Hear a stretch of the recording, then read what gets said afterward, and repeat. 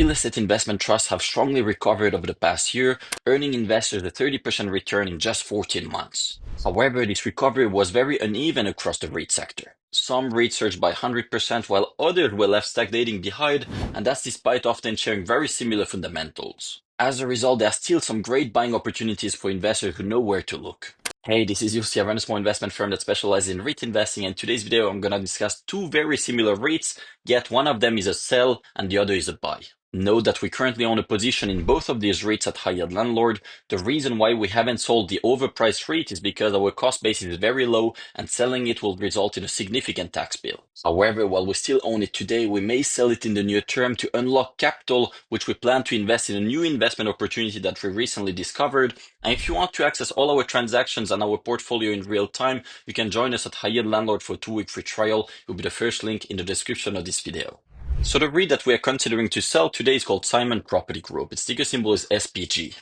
We actually think that e-commerce may even benefit the malls of Simon over the long run because it will kill the lower quality malls, which then lowers competition and leads to traffic consolidation towards the best remaining malls, which are often owned by Simon. Its malls have already adapted to the new world with significant service, entertainment, and non-retail components. They are very well located and vital to an omnichannel retail world. Therefore, we don't think that those malls are going anywhere. We expect them to enjoy further rent growth and asset price appreciation over the long run.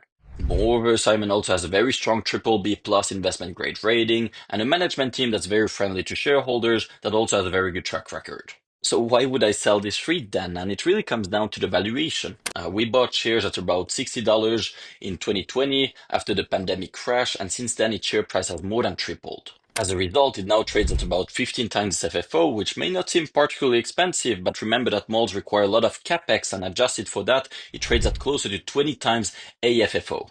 And that's not cheap, especially in today's market with interest rates where they are.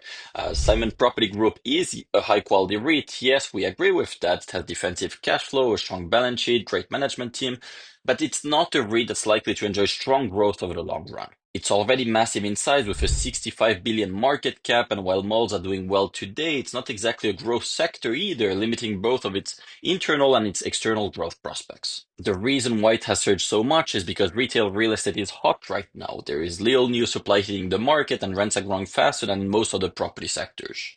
But remember that the sector that's hot today is likely to be the sector that's hated tomorrow. Market sentiment is very fickle in the REIT sector and things can change very rapidly. We think that all it would take for the market sentiment to turn more negative again would be if tomorrow we are hit with a recession, a major retailer files for bankruptcy, and then various media outlets post negative headlines. There is also growing risks of tariffs now, which could negatively impact retailers and their landlords. I still like retail properties despite these risks, but I'm not willing to pay so much for them.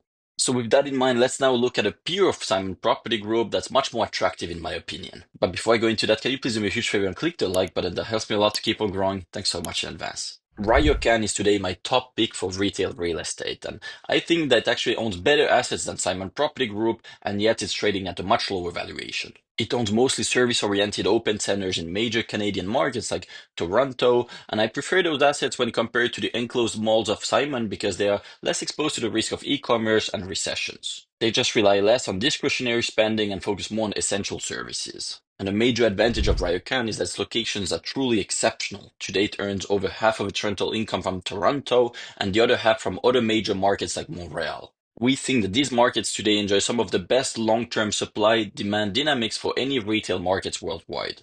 There's far less retail space per capita in Canada than in the US, and new supply is also strictly limited because most land has already been built, and getting building permits is far harder in Canada than in the US. Yet the demand is growing rapidly. Canada is expected to enjoy the fastest population growth by far of any major Western country of the coming decade, and the growth is even faster in these major urban centers like Toronto. We think this puts the REIT in a strong position to keep growing its rents, and this is particularly true because current lease rates are deeply below market. Today, its average lease rate is about $22 per square foot, but signing new leases at closer to $25 per square foot or 15% higher, and so we have a clear path to growth as its leases gradually expire. So I would argue that its properties are at least equally attractive, if not more than those of Simon. But despite that, it has almost completely missed out on the recent REIT rally, and as a result, it now trades at a historically low valuation relative to Simon Property Group and other American retail REITs like Regency Center, Tanger Factory Outlet, or Federal Realty.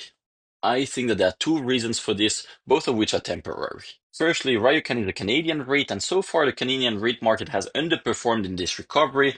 This is odd in my opinion because the Canadian central bank has been even more aggressive at cutting interest rates, which are now already 100 basis points lower than in the US. I think that this is simply because most Canadian investors are more passive. They are mostly retail investors, there's fewer institutional investors, and they care mostly about income, and so not surprisingly, they are much slower to respond to shifts in the market environment. Then the second reason is that Ryokan has a bit more leverage than its American peers, and this seems to concern some investors. But it's important here to consider that part of the reason why its leverage appears to be higher is simply because it has a major land bank and significant development projects on the way that are costing it money but not generating any revenue yet. Adjusted for that, its leverage would drop significantly with a debt to EBITDA in the mid-7th. It's still a bit higher than most of its American peers, but there are some retail REITs in the US like Whitestone REIT that have surged significantly despite having comparable leverage levels. Ultimately, when you own good real estate with strong growth prospects, you can afford to use a bit more leverage, and this explains why credit agencies still give Ryokan a strong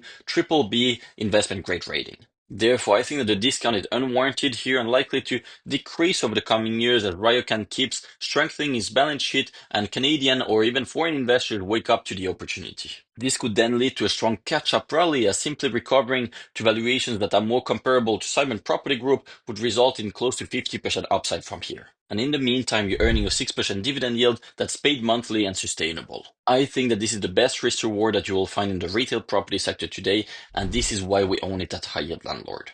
That's all I had for today. Remember that we're still offering a 2-week free trial if you want to access our entire portfolio. Once more, if you could please click the like button, that will help us a lot to keep on growing. Thanks so much and see you at my next one. Bye bye.